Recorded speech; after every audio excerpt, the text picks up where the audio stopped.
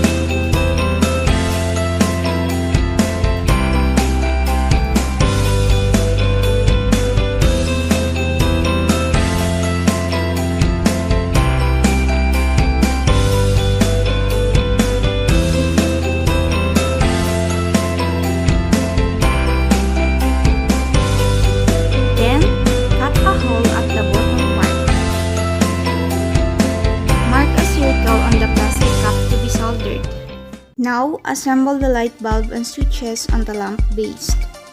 And finally, test your DIY LED lamp on a dark room.